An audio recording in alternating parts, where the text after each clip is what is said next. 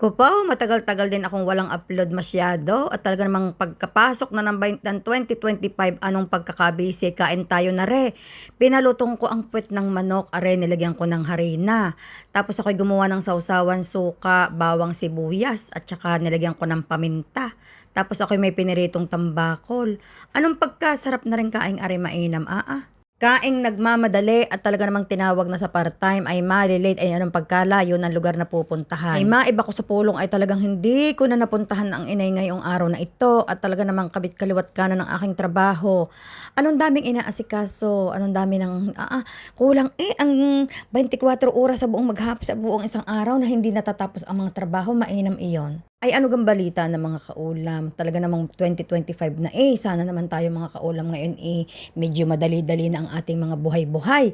Sana naman mga kaulam ay wala nang may mga karamdaman. Sana naman mga kaulam lahat ng ating mga hinaing ay lumipas na yat matapos na ang lahat ng ating mga suliranin. Basta tayo tuloy-tuloy laang sa ating mga ginagawa, focus laang tayo mga kaulam, huwag tayong magpapaabala sa mga problema at yung problema ay lilipas din iyan habang nalipas ang araw ay matatapos din. Basta focus laang kung ano ang ating mga pinagkakaabalahan ay doon na laang natin i-focus ang ating mga sarili. Basta ako ngayon ay enough na muna sa paggastos sa mga walang kwentang bagay. Akin munang pahahalagahan ang bawat sentimo na aking kinikita. Simula ngayon talagang 2025, wala na muna akong kaliwat kanan na mga hindi importanteng bagay. Pag-iisipan muna ang bawat sentimo na gagastusin dahil talaga naman mga kaulam, ramdam na ramdam ang hirap talaga ng pagkita ng pera. Kung hindi din laang kailangan at kung hindi din laang masyadong importante ay hindi ko na muna gagastusan. Akin na munang titiisin at akin na munang pipiliting ang pera ay gastusin sa pinaka-importanting bagay. Dahil kahirap naman pag ako o ikaw ang nawalan ng pera, kahirap naman wala nang ka namang basta mamahihiraman, wala ka naman basta mauutangan, makakautang ka, may tubo din naman, ang magbayad din naman ng tubo, nakakahapo din naman. Dahil napansin ko sa aking sarili, ako bagay minsan nakakalimot din, nakakagastos din ako sa mga bagay na hindi naman talagang importante na pwede namang wala iyon, na makakaraos naman kung hindi iyon bibilhin.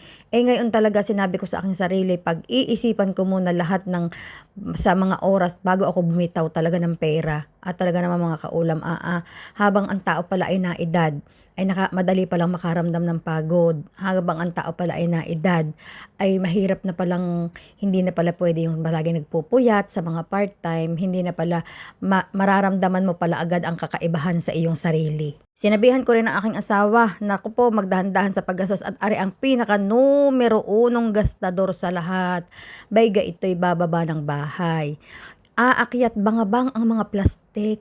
Pag binuksan ko naman ang mga plastik ko po naman, kung ano-anong mga biskwit na nakatambak laang naman din ay kahit sabihin sa kanya, mura laang naman iyan, tigwa 1 dirham, ay pag napag-ipon-ipon, ay araw-araw naman siya may mga dalang gayon, pag napag-ipon-ipon may abay malaking halaga din Ay ari pang isang ari numero uno pang katigas ang ulo. Kahit pa sabihin mong 1,000,000 beses na huwag ka nang bumili ng ganare at hindi naman nang kinakain, wala naman nangangain, huwag ka nang bumili ng ganare at nai-stock lang naman sa kusina. Hindi man lang makikinig. Tuloy ang kanyang gusto. Sa kinabukasan ay may bit-bit na naman talaga namang sarap manggarute. Ay ngayon ako'y nagtapon ng mga expired na mga hindi na nagagamit, mga biskwit na kumonat na hindi na nakain. Kakoy, itatapon ko na ito at pag ikay bumili uli ay aking ipamimigay na diyan sa labas ng bahay at talaga namang wala namang nangangain Parati bagang ang pakiramdam niya, ang kanyang mga anak ay parati daw gutom. Hindi naman nakain ang mga bata. Hindi naman na baby kagaya nung una. Oo nga, nung mga baby pa iyon, mahihilig sa mga biskwit. Ay ngayon hindi na hindi man lang tinitingnan. At ang sabi pa sa akin, huwag ko daw itapon at kanya daw dadalhin sa labas pag siya inaalis at ipapatuka daw niya sa mga ibon. Dito bagay maraming ibon nga kung saan-saan parte. Ipapatuka daw niya sa ibon. Kakoy mainam ka, bibili-bili ka para lang sa mga ibon. Sa mahal ngayon ng bilihin, talagang ramdam na ramdam, mainam.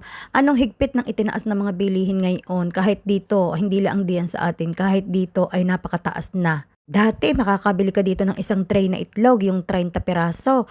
Dati makakabili ka dito ng mga 12 o mga ngayon 21, 23 hanggang 26 ang presyo ng isang tray. Ang 5 kilong bigas dito na Jasmine, dati makakabili ka rin ng 12 hanggang 15. Ang pinakamaganda ay 15 at ang pinakamahal. Ngayon 22, 27. Kakahigpit. Hindi laang din ninataas ay ako. Kaya talagang mahalagang mapag-isipan kung saan mo gagastusin ang iyong kwarta.